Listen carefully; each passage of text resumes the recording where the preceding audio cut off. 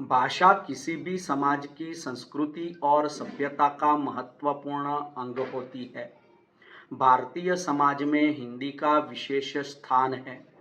हिंदी न केवल एक भाषा है, बल्कि भारतीयता का प्रतीक भी है।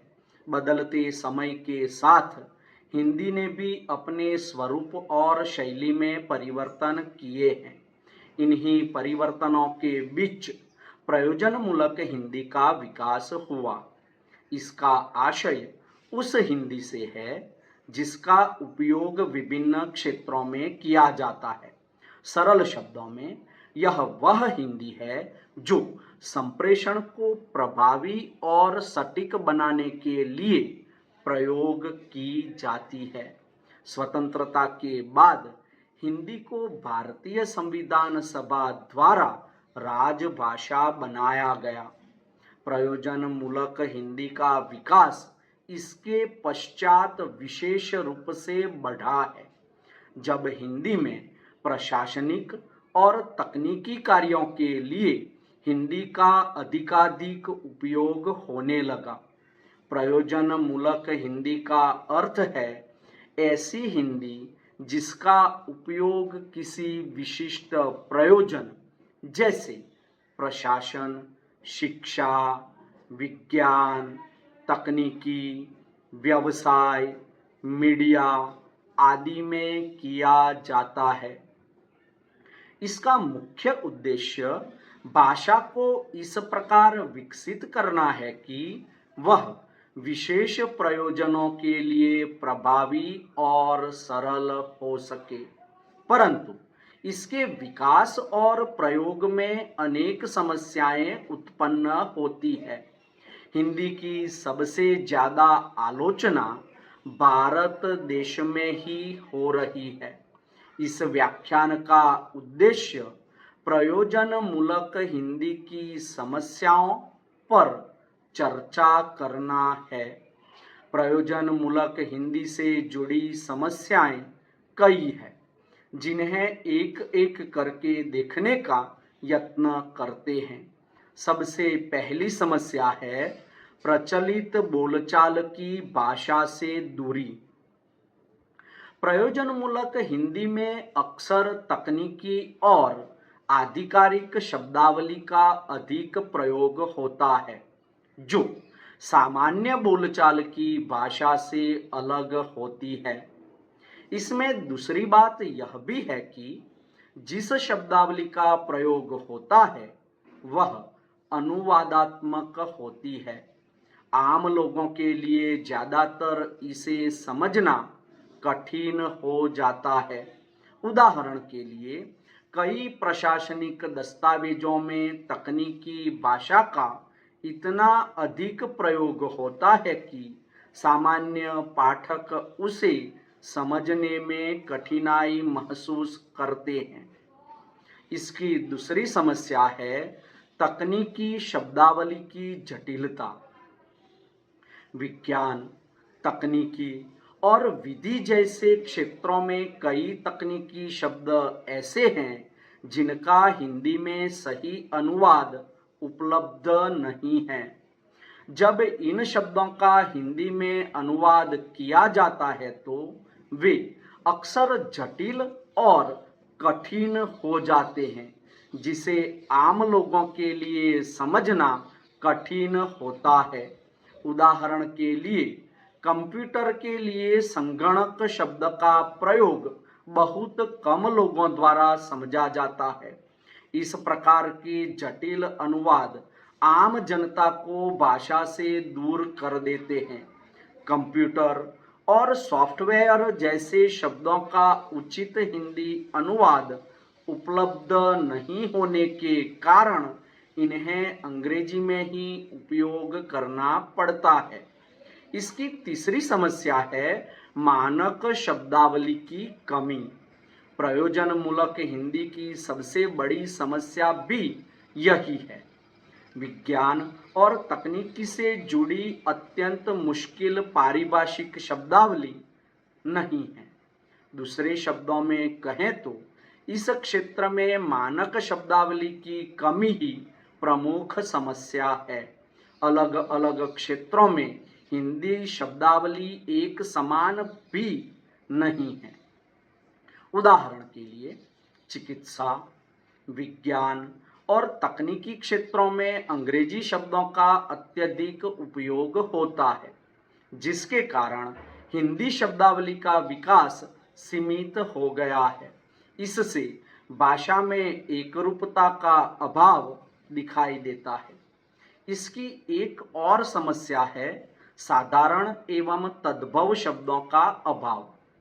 कई तकनीकी और वैज्ञानिक विषयों के लिए हिंदी में उपयुक्त शब्दों की कमी है। इससे लेखकों और अनुवादकों को अंग्रेजी या अन्य भाषाओं के शब्दों का सहारा लेना पड़ता है, जिससे भाषा में मिश्रण और असमानता उत्पन्न होती है। प्रयोजनमूलक हिंदी की सबसे बड़ी समस्या है शिक्षा और प्रशिक्षण की कमी।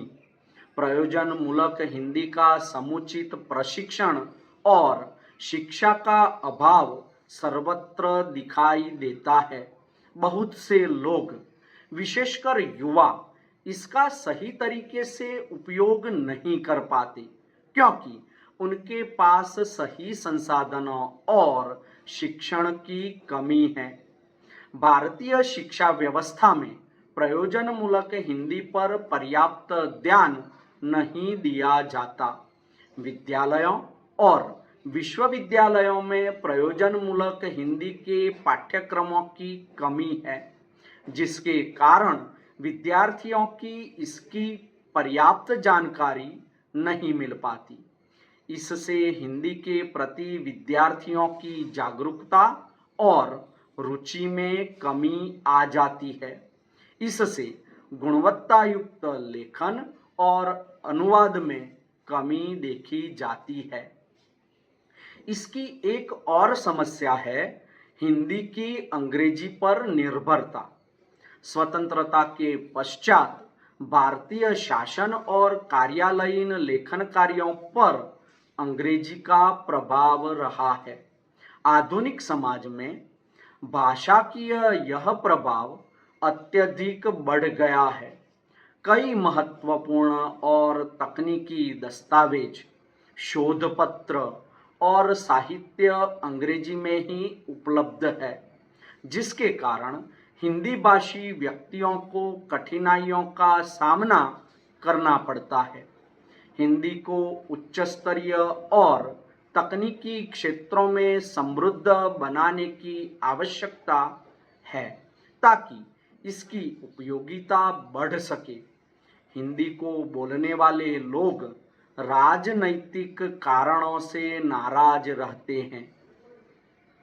प्रयोजनमूलक हिंदी की एक और समस्या है सांस्कृतिक और भाषाकीय विविधता। दुनिया में भारत विभिन्न भाषाओं को बोलने, लिखने और समझने वाला देश है। भारत में कई भाषाएं प्रादेशिक सांस्कृतिकता के साथ जुड़ी हुई भी है। हाँ, हिंदी भाषा भारत के सबसे बड़े भूभाग और लोगों में बोली समझी जाने वाली भाषा है, किंतु भारत में हिंदी बोलने वाले क्षेत्रों में भी कई भाषाई और सांस्कृतिक विविधताएं हैं, जिससे एक समान और मानक प्रयोजनमूलक भाषा का निर्माण कठिन हो जाता है। इसकी एक और समस्या है संसाधनों की कमी। हिंदी में पर्याप्त तकनीकी संसाधन, शब्दकोश और मानक शैली दिशा निर्देश अर्थात गाइड का अभाव दिखाई देता है, जिससे प्रयोजनमूलक हिंदी में लेखन या अनुवादन करना चुनौतीपूर्ण हो जाता है, जिससे संप्रेषण में कठिनाई होती है। एक और समस्या यह है कि संप्रेषण में जटिलता दिखाई देती है। प्रयोजनमूलक हिंदी को सरल और प्रभावी बनाने की आवश्यकता है, लेकिन कई बार इसकी भाषा शैली में अनावश्यक जटिलता आ जाती है। कुछ लेखकों और वक्ताओं द्वारा बहुत कठिन शब्दों का प्रयोग किया जाता है, जो संप्रेषण को प्रभावित करता है। निष्कर्ष रूप में कह सकते हैं कि प्रयोजनमूलक हिंदी के क्षेत्र में समस्याओं के समाधान के लिए एक समन्वित और संगठित प्रयास की आवश्यकता है।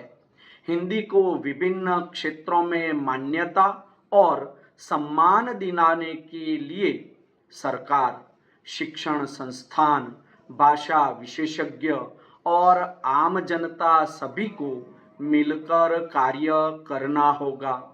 हिंदी भाषा को अधिक प्रभावी और व्यवहारिक बनाने के लिए प्रयोजनमूलक हिंदी का विकास अनिवार्य है और उपर्युक्त समस्याओं का निदान करने की भी जरूरत है।